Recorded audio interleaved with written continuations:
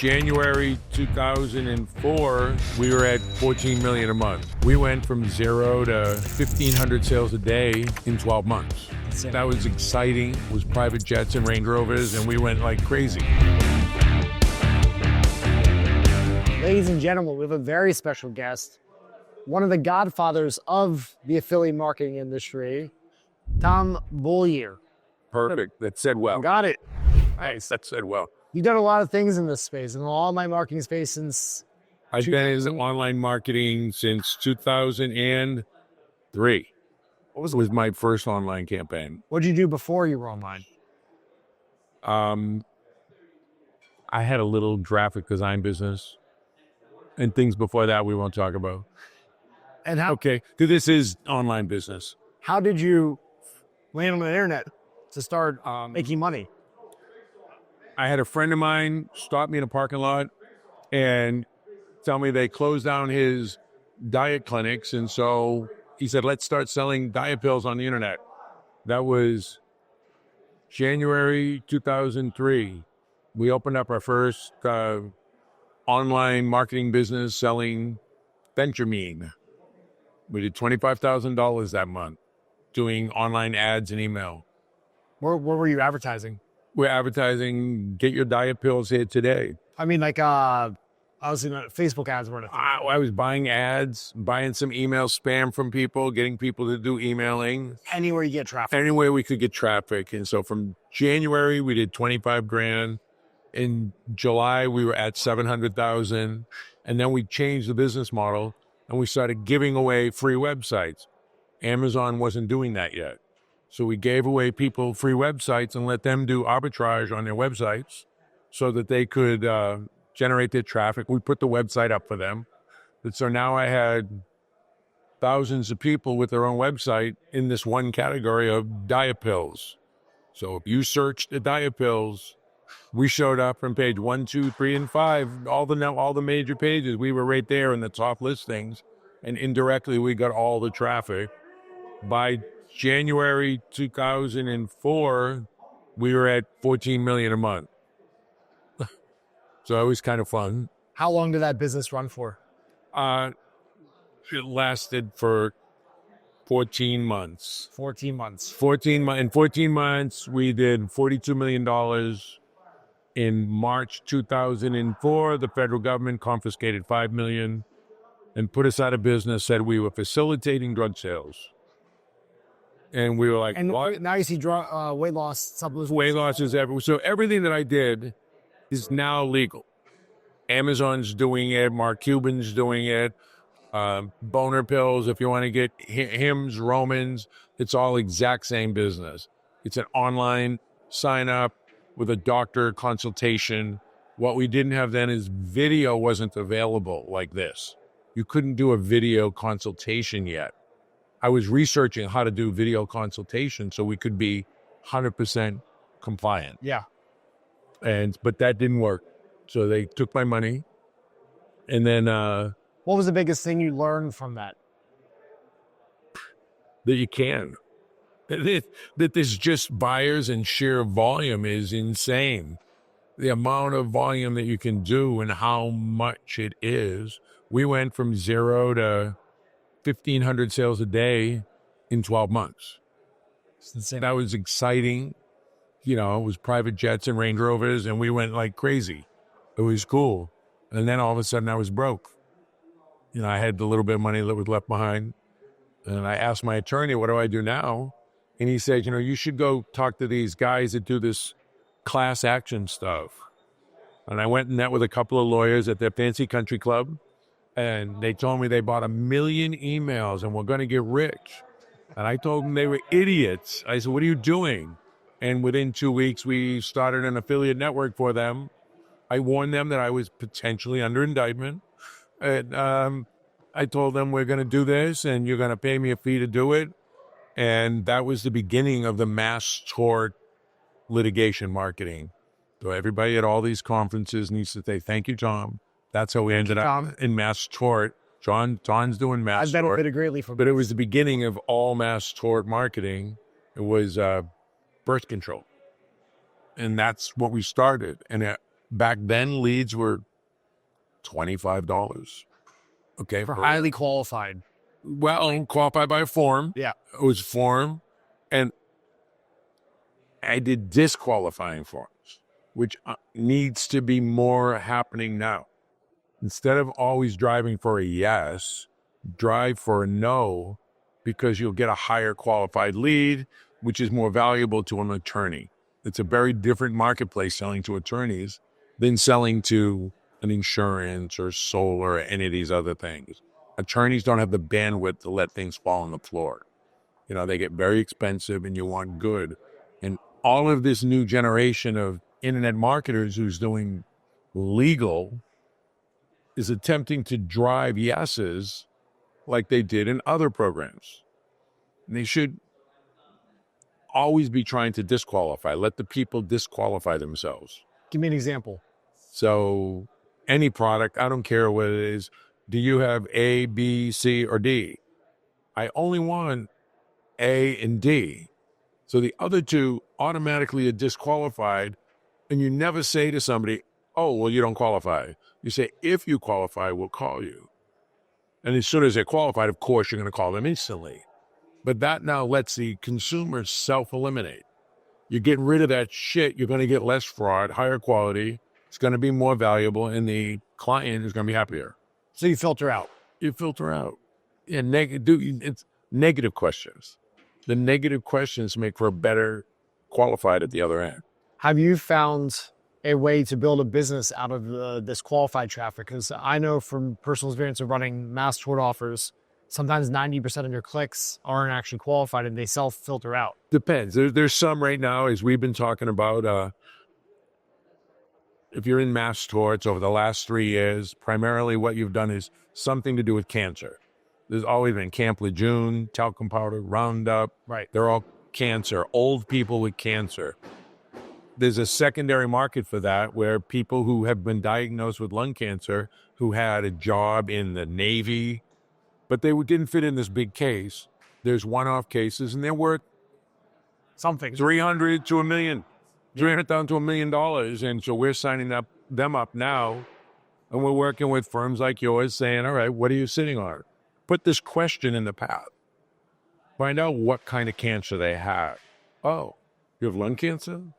What branch of the military were you in? You're a 70-year-old guy. You were in the military, or did you build things, or what did you do? And almost every career, blue-collar career, there's a litigation behind it for something. Yeah. Because a percentage of those people get sick. We're closing at about 10% on junk right now. Wow. On decline. On raw data. On return data. Data that was sold to another law firm. Rejected. That they rejected. QA or whatever. Maybe. On 120, we signed 18. And we've got another 10 or 15 pending. That's and the other thing is, a lot of these big firms don't give it the time. They don't dig through. You know, some old guy with cancer don't have time to pick up the phone. He's fucking sick. Okay? It takes time. So you have to be a little more patient to get it through. So we've got an intake staff that's what they do. They're very experienced at that, you know? So you came into mass tort, you saw crazy success right away, or did it take time to build, or? It's been consistent. You know, mass tort has turned into a bit of a tidal wave and a drought for most people. Yeah. But there's always another litigation. There's always going to be another one. I think having a consistent personal injury or social security disability campaigns around it, or something like we're doing with cancer, having that backfill. So we're just building a caseload on that. That's probably going to last the next 5 years. Is that to support those peaks and valleys, you mean? To build my fucking retirement. Yeah. Okay. For real. I think that I realize that everybody here is sitting on 10 to 50,000 Camp Lejeune leads and talcum powder leads that they didn't qualify because that poor person didn't meet that exact specific case. Super narrow criteria. Right. Yeah. Well, but they raised their hand. They said, I got it. and I'm old, I got it. So why not see if we can help them? Everybody wins. So would you say you've been narrowly focused on mass tort, or have you also had focus on other things? I focus on other things over the years. For me, it always falls back to law, just because I know the guys in the industry, I know the lawyers, and I know the marketers. And when I walk in the room, people know me as the mass tort guy, as the lawyer guy. That's kind of what it's always been. What's your favorite part about working in this vertical of legal mass tort? I enjoy being in the room. I enjoy the people that we work with. I enjoy if you're not in the room, you're not in the game. Yeah. And it's fun to just do. What else am I going to do? Right? It's what we do. Hang around with a bunch of fast-talking, fast-moving, very smart people. Yeah. Who are mostly misfits. Okay, who don't... Hyper intelligent, degenerate. Hyper intelligent, don't fit into mainstream. Functioning. Highly functioning, don't fit into the main box of anything. And that's really it, yeah. They don't fit. What are some of the things you've learned from working with affiliates over the years? Everybody's trying to cut corners. Okay. Everybody's trying to, you need good tracking. You need good quality control. You need good monitoring of what's going on and accountability of what's going on. I actually built the first lead management platform for the legal industry. And they still would make me send spreadsheets. Okay. Change is hard. Yeah. I mean, there's plenty of platforms now. Cake was one of the first ones too. Yeah. Now Cake is much more broad, but they started on law. Really? Yeah. They're out of Orange County, California. They started doing law originally. That was their thing. So I've been around for the origination of almost every call center platform. Ring Revenue, which is now Santa Barbara, what the hell they call themselves? I just said, but they would call me because everybody has always wanted to do law because of the high vertical payouts. Always. It's not easy though. It's really hard. It's much harder than these other verticals. And I'm talking to these people doing insurance and home services, and I'm like, wow. Because you can get trajectory. You can get a real move going.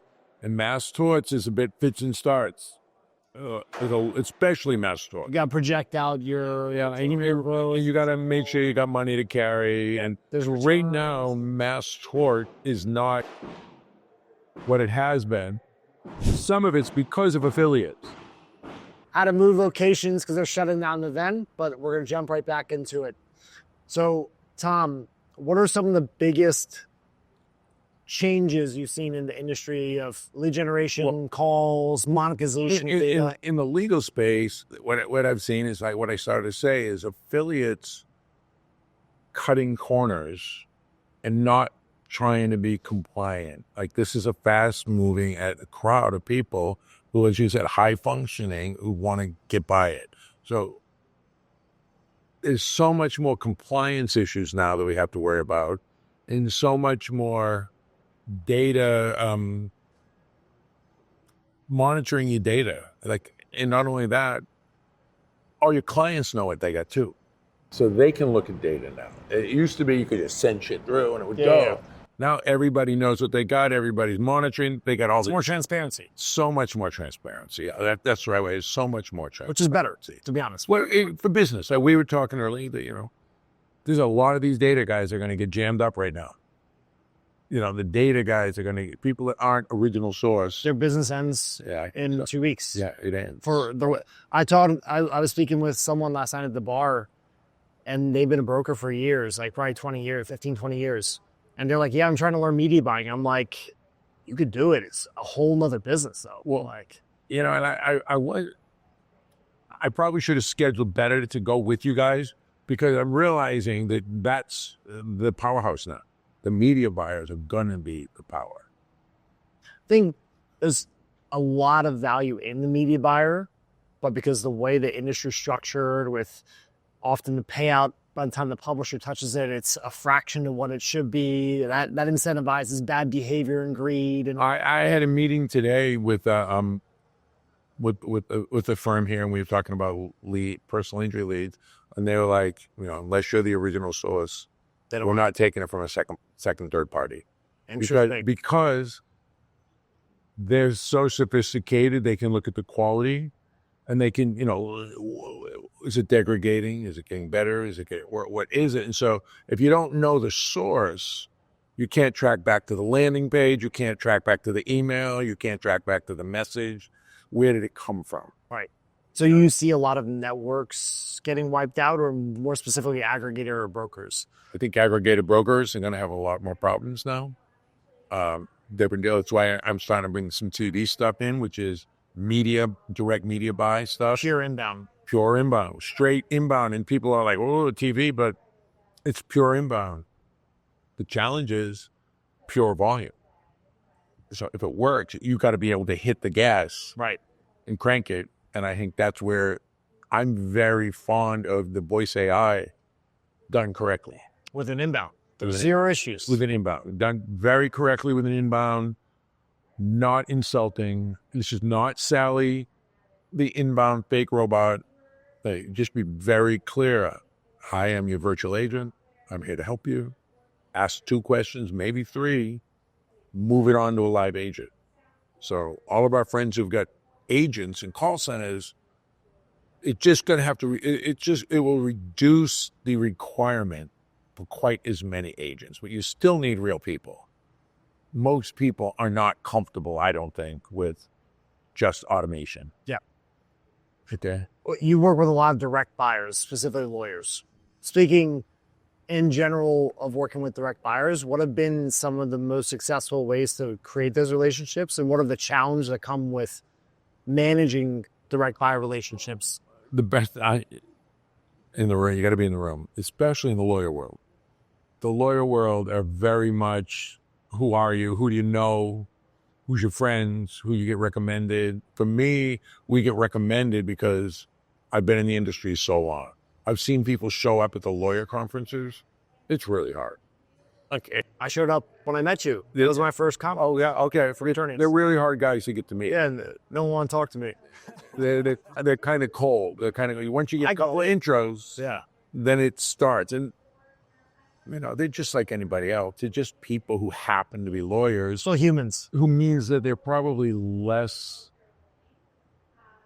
savvy, because, your friend who went to law school was cool when he went. He came out kind of a dick.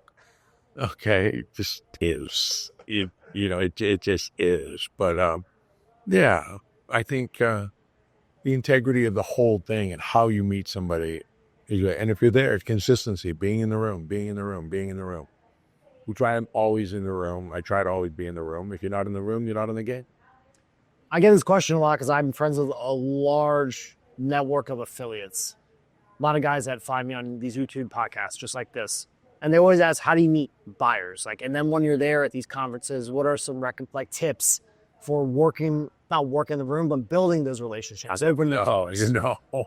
That's a hard one, actually. Do you got to buy a big sponsorship? Do you have to be the one out at the bottled table service? I don't think so. Yeah, I personally don't think you need to do that.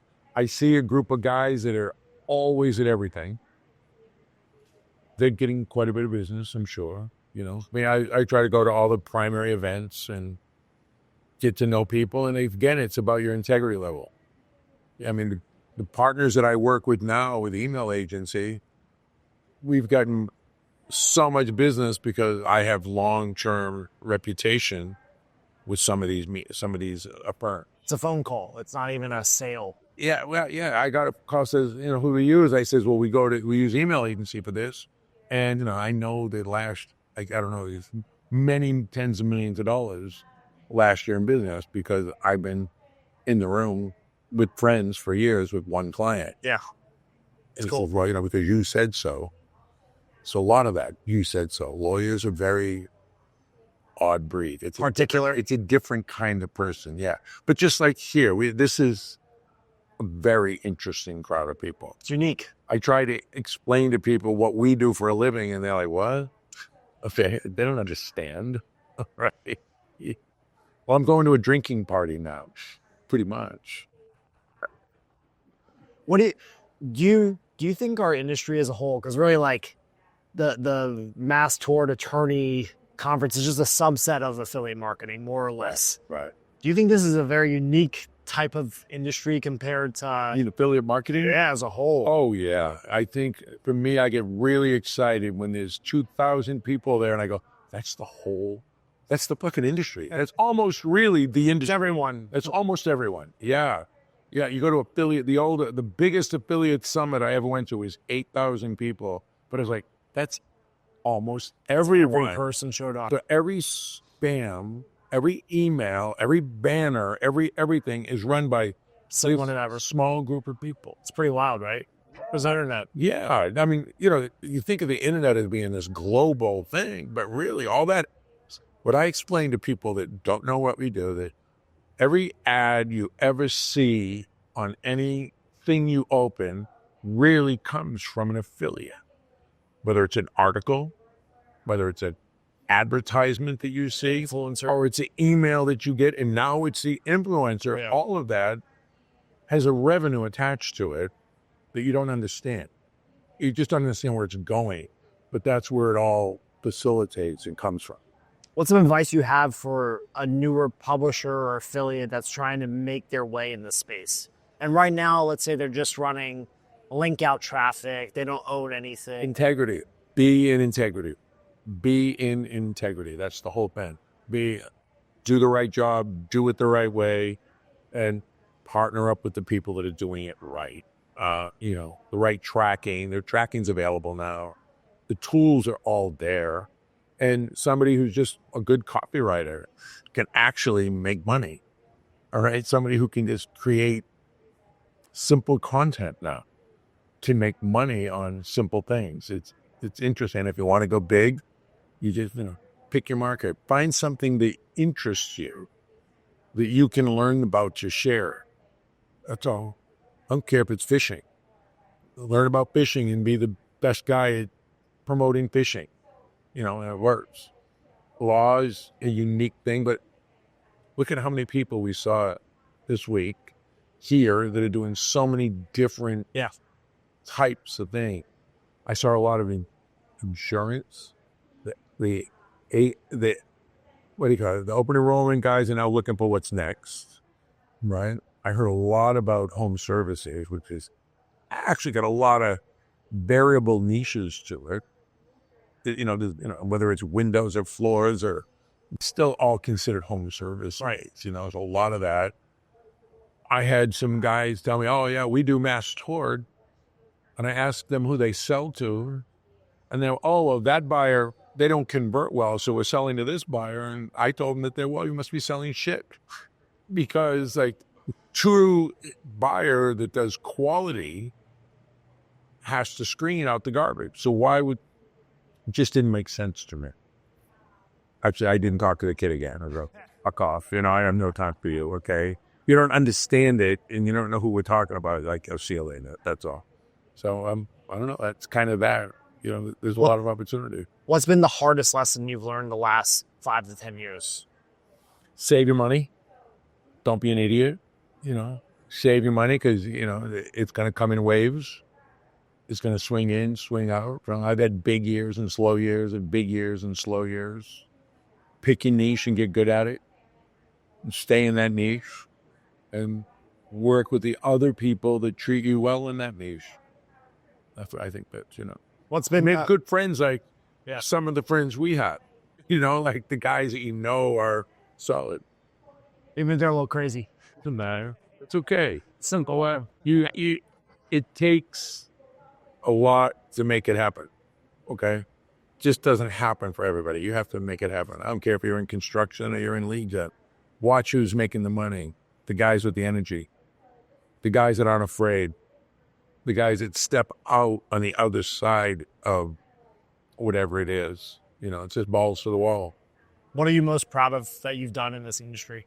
I guess that I'm still doing the same thing and having, made a lot of great friends, and I've really helped a lot of people. When I started out doing law, I was like, oh my God, ambulance chaser, that's not cool. And then I realized that really the mass tort attorneys are the only ones fighting the pharmaceutical companies. They're the only ones really policing the pharmaceutical. Yeah, it's actually pretty badass. Yeah, it's so they're like litigation is a little out of control in other areas, but in this, you're really the only ones helping people. That's why we're doing these cancer cases. Yeah, like these guys, they have cancer. They're entitled to compensation to be helped, and the money is there to help them. So why wouldn't you want to try to help somebody, and I get to make money doing it? Yeah. So that's kind of badass. Typical. Yeah, I think that's the one of my end runs is working with guys like you who've got data going on, who know, oh, there's this other niche that I can push things through. All I have to do is add that screen in there, add those questions in there, be smart and understanding it. But there's so many people sitting on tens of thousands of leads right now. Like, how do we retarget that in a smart way and a compliant way? This compliance stuff's going to mess up a lot of people. The ones that aren't built for it. Yeah. Mainly in the middle. I think middle. publisher and Yeah. near-end buyer, or Right. obviously the law firm's fine in this case. Actually, a law firm can, once it's a client or even tried to be a client, they can legitimately remarket you. Right. It's a, Okay. it's a customer. It's customer. I mean, even if somebody tried to be a client but didn't qualify, Interesting. they can still come back to them. I think the 3-month rule doesn't really apply there. I mean, we're talking about making some custom tools for engagement to maintain engagement with law firms. Because there's always a big problem with that. What do you think is some of the biggest mistake publishers or affiliates that try to grow in this industry that don't last make, aside from not managing their money? I think they're not doing it right. I mean, it goes back to the same thing. Doing it right, knowing that you're asking the right questions. If you start selling bad info, you're not going to last. You're going to get returns. You're not going to be able to maintain it because you're going to sell it to me. I'm going to sell it to him. He's going to return it, and you're going to say, hey, your contract said no. So I think that's really critical, too. Yeah. Yeah. I don't know. What else you got? What's your prediction for this industry as a whole? Not just legal, but affiliate marketing, lead gen, pay-per-call. It can't go anyway. It's huge. Yeah. All right. Like everybody's buying something.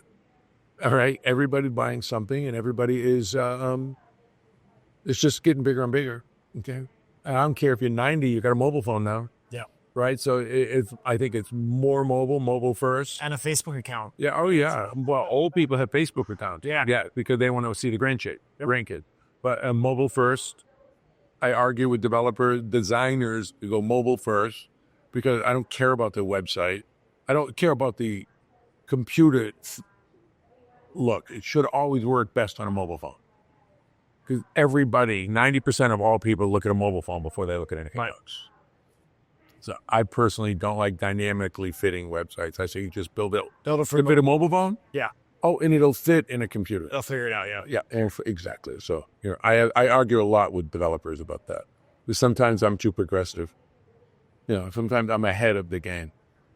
I was in video jukeboxes in the 80s. So, I think it's finally catching up. What's been your favorite memory over the last 20 years now? Oh, I don't know.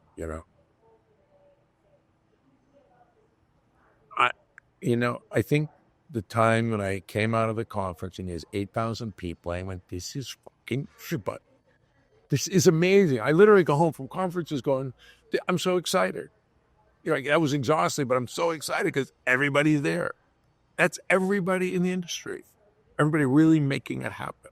This was a great conference, I think. Yeah, it was awesome. It was my favorite. Real quality people, quality attendance. Professional, but fun. Very professional, about real stuff happening. Yeah. No, it's been good. They're doing a good job. Michael and Sarah are doing a good job with this. So it was cool. You've had a lot of success. You're a legend in this space. What gets you excited to keep doing this when you don't need to? I don't know. I still need to. I still need money, because I wasn't always that smart, I've lived large, you live large. You win big, lose big, win big, lose big. That's kind of what it is. Yeah, but it's I enjoy. What else am I going to do? Go play golf. What am I going to do? What else are you going to do? hang around and talk to people. It's fun. Or tell stories. Okay. We have many stories, so that's just what we do, Awesome. Thank you. Thank you, sir. Thank you. Appreciate your time. Oh, it's awesome. I love it. It's awesome. It's good. An absolute legend, folks. I hope you enjoyed that.